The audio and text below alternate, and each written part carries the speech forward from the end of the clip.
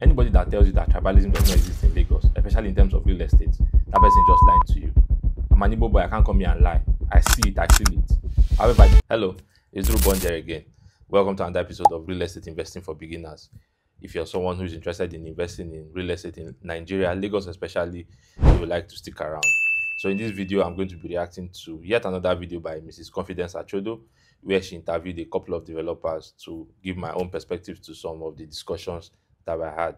So let's jump right into it. How safe is it to invest in Lagos? Recently, the Commissioner for Housing said 80% of buildings in Lekki do not have approval. What the commissioner actually said was Igbo Lekki, not Lekki. So they removed So the I think it's the media that just went about, started using Lekki. It was Igbo Lekki. So for this one, I mean, it trended when it happened, but the truth of the matter is that a lot of people took that report out of context. The report was actually 80% of properties in Igbo Lekki, not the entire Lekki. However, a lot of properties in Lagos, Nigeria generally don't have land documents or even building approvals, talk less of building approvals. As at the last time I heard, the entire Lagos, we have just a little over 500,000 COO and governor's consents that have been issued. The entire Lagos, 500,000. Also, building approvals, last year, they reported that they got about 5,864, or they issued about 5,864 building approvals out of about 7,000 applications. So can you imagine how many houses are built every year in Lagos, and you have just 5,000 of them getting approvals every year? And that last year, I think last year was one of the highest that they had. Just, I mean, listen to this. Because what we have from lands, you have about around 500,000 that have been issued in terms of consent of CFO. Now, in terms of approval that we have issued, it's far from there. Last year alone, we got about 7,877 applications, people seeking approval, out of which about 5,864 were granted approval for the whole of the state. So if you want to interpolate now, you say, okay, let's say roughly 6,000 per annum for 20 years, that's 120,000 out of 500,000. You can see the gap, that's about 20-25% thereabout. So first of all, that report was Igbo Lekki, and that was why the government went there and they carried out a campaign, marked estates and forced developers to come and get stuff registered, even in affected Ekpe too. And that's why even the project that we are currently selling in Ekpe, we are currently doing the paperwork. If you follow me on social media, you see that I've not really been pushing it as I used to push it before, because we're actually going through the paperwork process right now. If you're interested, you can send me a DM. Because their office is actually in the same Lekki. Yeah. So how do you build in Lekki without approval? So There are a lot of developers who actually build. I'm even saying they are going to come to your building almost every other week. Well, they will settle them. Well, they will settle them. So it's no longer our problem. It's not their problem. You collected money to look away. So this is another point, compromise on the part of the government officials. And of course, I can't rule out a compromise on our staff. And we've started very aggressively on that now.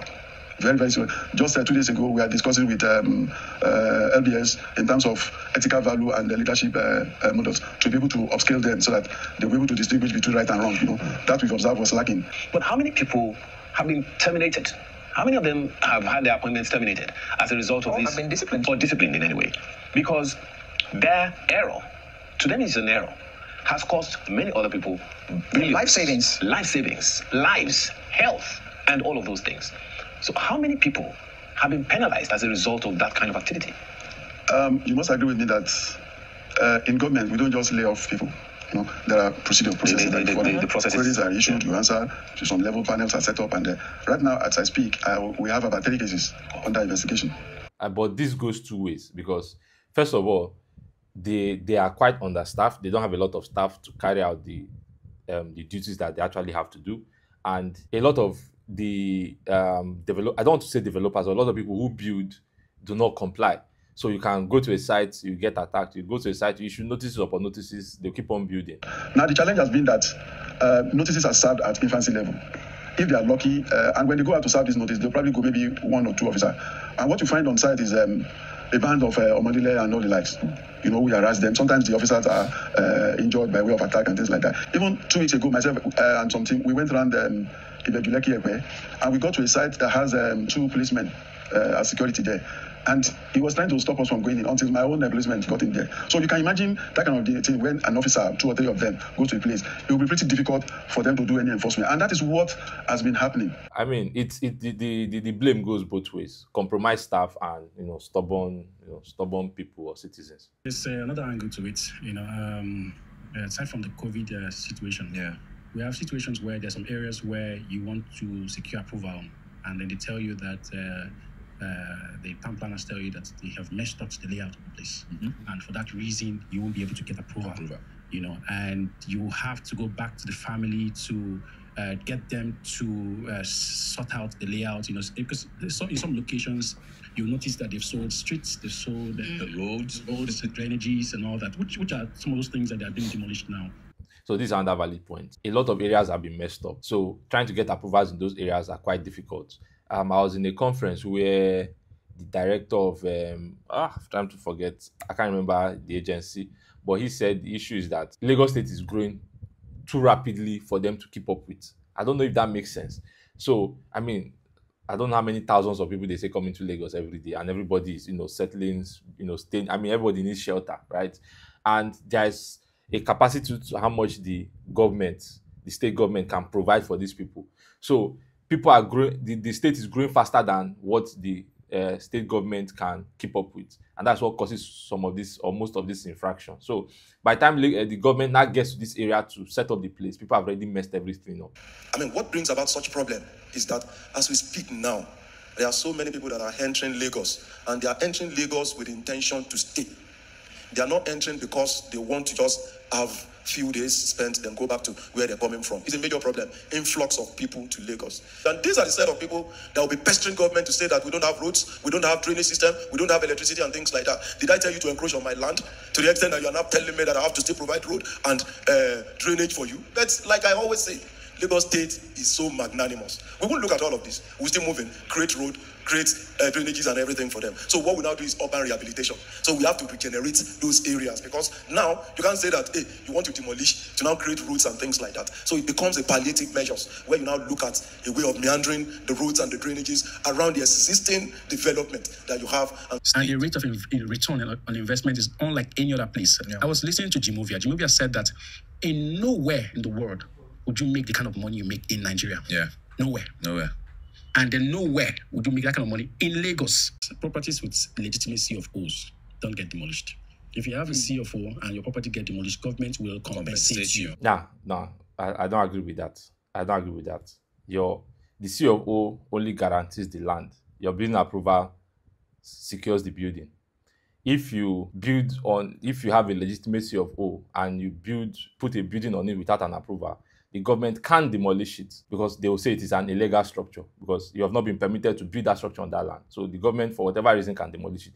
I believe why it says so, because it's not common. But according to the laws of Lagos State, if you build on a land without an approval, that building is seen as an illegal structure, and the government can demolish it. Walk me through this, right? I bought the land for 500 million, and done my building. Drawings and all that. I submitted these drawings since March last year until now. This is well over a year. I am still going back and forth. Back and forth. Like I said, or like I've always been saying, the issue with real estate in Lagos is it goes both ways. There are faults on the government side and there are faults on the buyer side or the citizen side. Yes, the approval processes can actually be quite stressful. Do you understand? Especially if you do not know the right people. I know that it's not ideal, but that's the way things are done here. For example, it used to be difficult for us till I started to get contacts. Right now, building approvals will come out in like 2 months, 3 months maximum.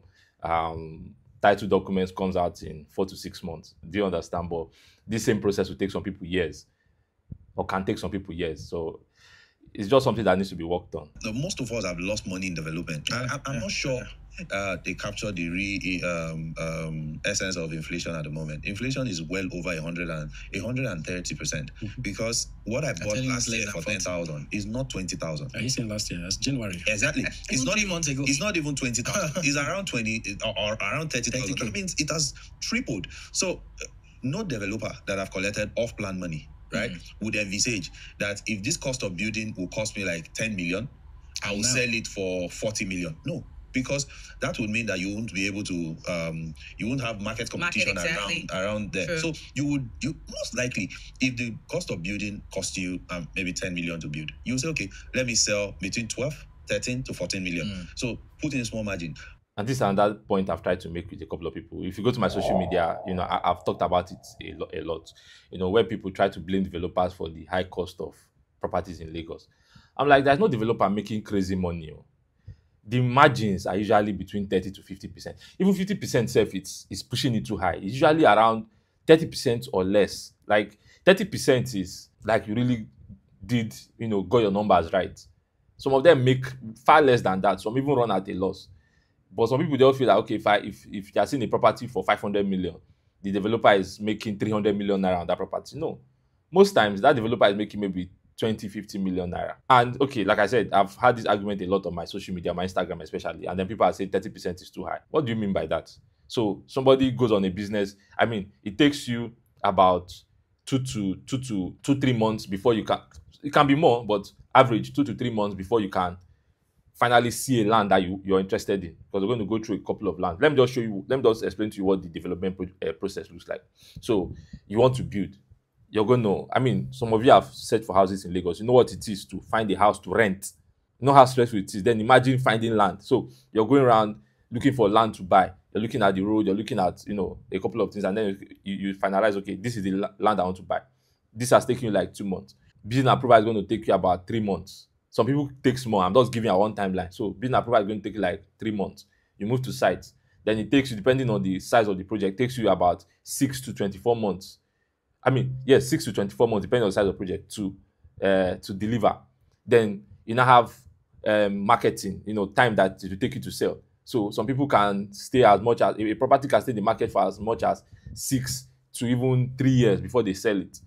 So let's say on an average, let's even say this entire cycle is 12 months. So you're saying that somebody invested in a business and is making 30% after 12 months is greedy. So, and those same people that are saying a developer making 30% in 1 year is greedy, they will never give you they will never give you their money for 30% return. They will tell you that 30% is too poor. I know the number of ridiculous offers I've gotten. People are bond, I like you, I like what you do, I want to invest in you. I have this amount. Okay, how much are you expecting?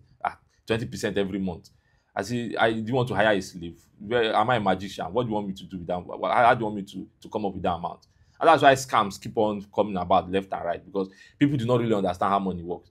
Like this nonsense a buyback scheme that is currently happening. Sure. My answer would be for you not to go through all those orders. Just get a consultant to do all the work. Just get a consultant. Peacemaker just created a new role. This is a business opportunity. So I can be that consultant too. Like I said, I'll get the business approval done in like 2 to 3 months. Not like me, I have people that do it for me, right? 2 to 3 months approval, bidding approval, your consent 4 to 6 months. So if you've been enjoying this so far, this is the point where you like to show me that I actually enjoy it, and I'll bring more of this. And I'll also be more consistent, just that I've been very busy. Our Ikota project is almost done. It's currently on sale, 140 million to 180 million. The Lex Scheme 2 project too, it's not in the market yet, but you can still make inquiries. The terraces are almost done. We are currently piling for the apartments. I have I'm always settling issues every day from clients. Now, they didn't buy the properties through Eden OSC. Barrister confidence. Exactly. Because a lot of clients reach out, like, look, I don't even trust. Somebody sent me a mail, I don't trust. The person transferred aggression. And I was telling, this was like yesterday, I was telling the person, you didn't buy this property through Eden OSC. I don't care, all of you are scammers. You are mad. The guy kept sending messages. I was infuriated, like, you didn't buy this property. Okay, how can I help? Let me help you solve. I said, get out. I don't even want you. I am frustrated, you guys. Everybody, agents, developers, you people are thieves. And this is something I'm also dealing with. People would go to another person and invest. They know that this is what I do. Most times they even see my videos, but they go to people who tell them lies, sell them dreams. And then when the thing casts, they are not coming to Bond to help them solve the problem or call out the person on my platform or I'm like, I won't even be attending to such stories anymore. If you didn't do the right thing, go to the authorities, go to the person, go and deal with the person you did business with. You cannot pay money to another person then come and give me the stress of solving that problem for you. Budget. Generally, I would say budget between 5 to 10% of the cost of that house for due diligence. So due diligence basically means the lawyer, or closing costs, not for due diligence, for closing costs, 5 to 10% closing costs. And that contains the due diligence, the agency fee, lawyer, surveyor. So 5 to 10% of that property should cover it. My lawyer, for example, right, he has surveyors and people he works with. So if you engage this firm, they will give a detailed analysis, break down the entire thing. So they take the surveyor, they take the coordinates, go to the land registry, take, the analysis is very, very detailed. So the fee you pay him covers everything. So you don't have to meet different people for different things. So once you meet somebody like him, he handles everything for you. And the news keep telling people, stop investing in Nigeria, especially Lagos. It's tribalistic. That's the lowest thing I've ever heard. It didn't just start from the demolition. It started from the election. After the election, we had a tribal narrative that was really sold. It was like the government is against the Igbos.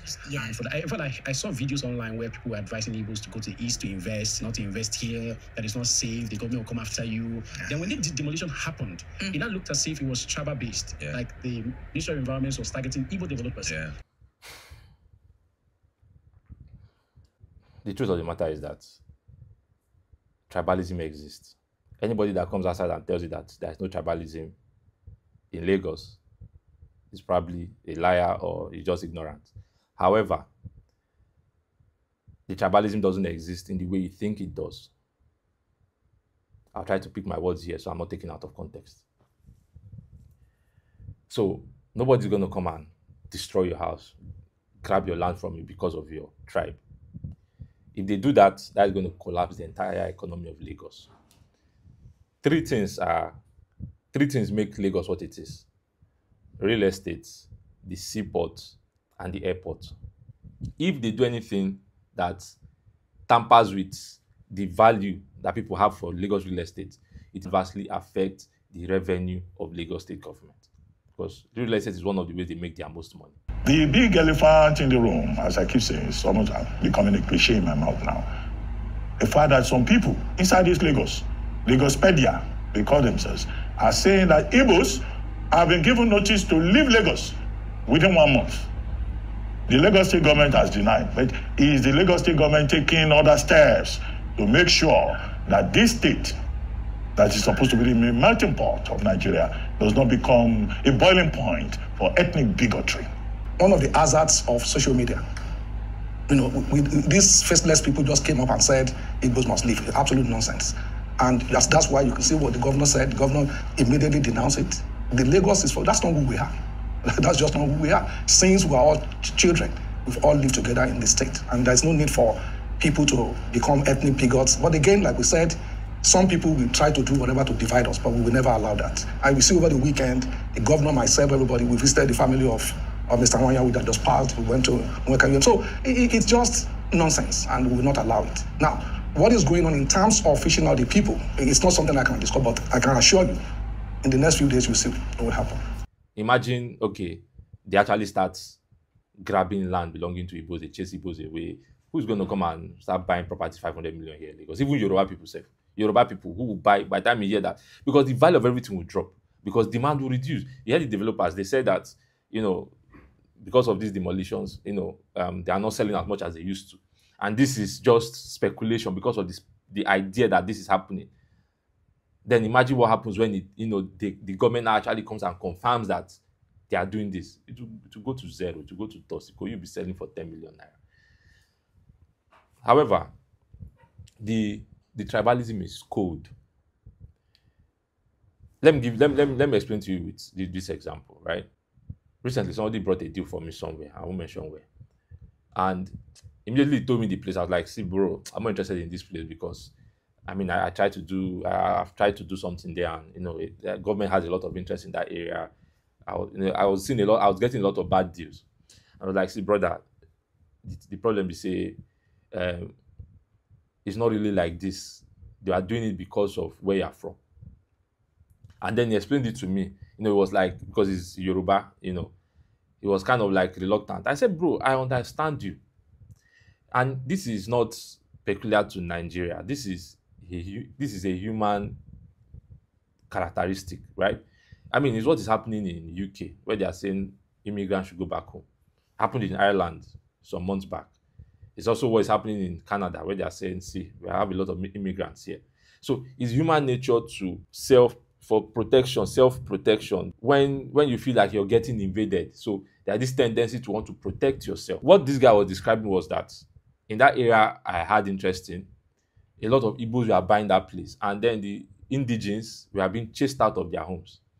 So they now called on the government to come and help them protect their land, because these people are poor people. So I mean, if you throw money at them, they will do business. So the government, according to this guy, the government came and locked up the place so that to reduce that buyout. If you're familiar with Lagos, you should know a place called Okota on the mainland. If you go to Okota, you think you're in Anambra State. Then imagine, these old men who grew up in Okota back in the days, it was their hood, they had friends, and then you have come there, and then your people are like, they've been chased out of the place, basically. There will be this sense of resentment. I'm not defending tribalism here. I'm an Igbo boy. But I always try to have an open mind. Where it's bad, I call it out, pump and play. But you also try to understand it from the other person's point of view. And when you look up to look at itself, it's foreigners that are taking over Lagos. So the prime areas of Lagos now foreigners are positioning themselves there. Where are the prime areas? All your free zones, your Eco-Atlantic Free Trade Zone, your Alaro Free Trade Zone, your Lekki Free Trade Zone, your Lagos Free Trade Zone. This is what they call the new Lagos being built. That's why Lagos State government wants to connect that road, the coastal road. That, to me, that is what I think they plan, to connect that coastal road from Eco-Atlantic, to link it to the other free zones, which will now be linked to the airport. You have the deep sea port, you have the airport connected. That is the plan. And these areas are owned by Lebanese and Indians and Chinese. We are not even playing in this thing yet.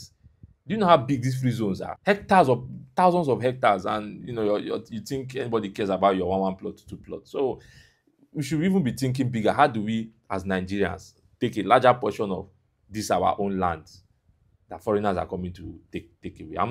Please, this is not an advocacy for chasing foreigners, please. I'm just saying that they have a larger stake. They are taking a higher bet on Lagos, and you as a Nigerian, you're saying I don't want. But do you think the demolition, this approach was right? Couldn't there have been something else? There's no approach to demolition. So when we spoke to the government ministries in charge, and we said, okay, why not they demolish like this? Do you know what they said to us? We've served those people letters. Since. A lot of people said that's as much as 2 years. No government will 1 year, 6 months, and come to front of the house and say, come outside, I want to demolish. No, it's not. They will not do that. They don't pay attention to those things. And this is the truth. I'll tell you for a fact. Lagos State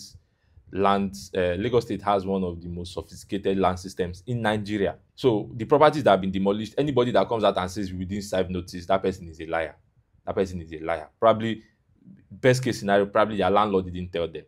I currently know many places that have notices, some as recent as December last year. I know some last year, 2 years ago, December last year, they've been served notices. But people are still building there, people are still buying there.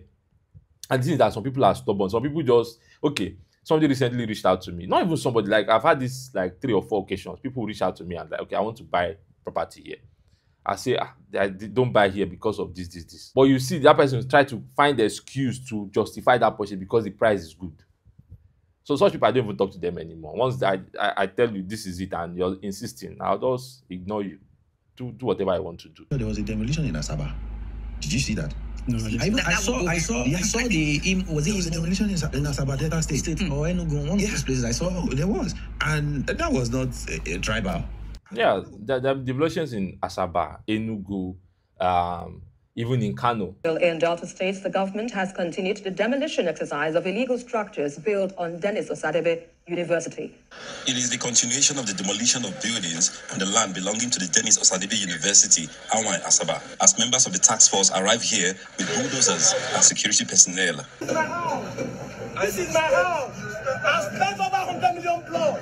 Not even this land alone. Not even this place alone. I have lands here. And the government just came to demolish it. This house is, I remember this house, November, look at this house. I did not stop. Where this man wants us to go? We don't go job. All of us have family. Well, look at mothers, they destroy everything. Destroy me even where they work, where they chop. No hope for me again. I have no hope. I mean, I'm not just a hopeless man in Enugu State. Capital Territory Development Authority, we take full responsibility for the events of yesterday. You are not allowed to put one block by way of development without approval.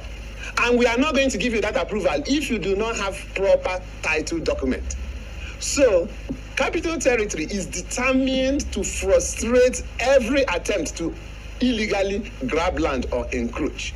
So when we see you doing that, we take down the carcass. Kano State Governor Abba Kabir Yusuf has commenced the demolition of structures believed to be illegally erected on properties belonging to the government. Trust TV gathered that late Friday night, a task force set up by the governor began the demolition of structures built inside the Kano racecourse. So if you don't build the right way, so most of the demolitions that happen in Lagos, are contraventions, which I've already addressed in some other videos, right? The government has a fault to play. I wouldn't deny that, right? But there's also a duty as a citizen yourself. You're in a very bad system, so you have to carry out measures to protect yourself. There's someone I told one day, the guy was complaining, I changed $10,000 to buy this product, but if I sell it now, I won't be able to convert it back to $10,000. And the question I asked him, do you have dollars problem? Yes, you live in America. Do you have naira problem? He said yes. I said, so keep the naira in Nigeria and use it to solve your naira problem. And use your dollar to solve your dollar problem in America. So this is a valid point. The idea of trying to make money in Nigeria to solve dollar or pound problems, especially with the current economy, might not really work. Now, there are ways to invest in Nigeria and get those returns, but it seems that the average person is not ready to take the risks necessary to make those returns. If you're looking for those ridiculous returns where Nigeria can actually be funding you over there, then you need to. It's not by buying houses that have already been built. Let me tell you this: when you buy a house that's already fully built, you're paying the interest for the person that financed that project. There was somebody that brought the money that was used to build that project. He's going to make a profit. You're paying the developer that built it. So that developer that built that house, most times the developer is not the one that has the money. He gets money from somebody to build. He's going to put his interest or his return on that house. You're paying that. And then most times you have a primary buyer. So people that bought off plan, they're going to have profit on that house. You're also paying them off before you now buy.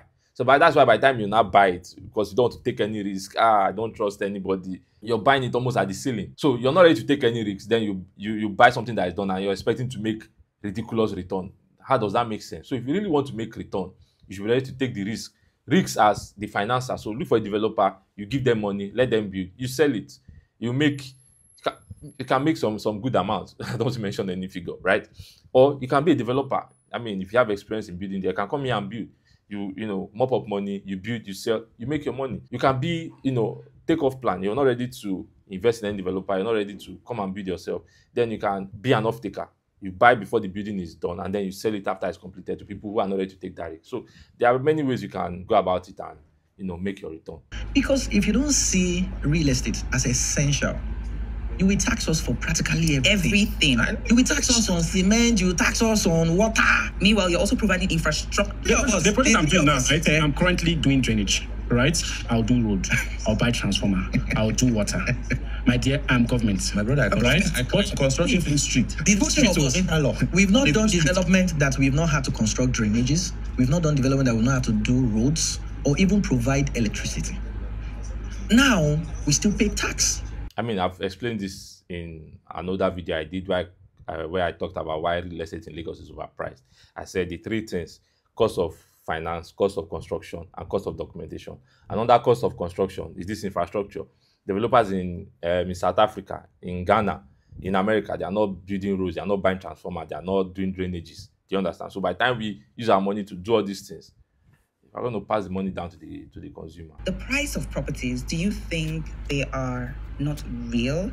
Because there are so many. Why do you think it's not real? No, it's a question. So I'm just asking. Why would you ask if it's not real? Because there's a law of what you call demand and supply. Right. If they are not, I tell people, I said when I put a house in the market and I say this house is 300 million, the price is not 300 million. It is the price that the person that wants to buy decides to pay. That's the price of the house.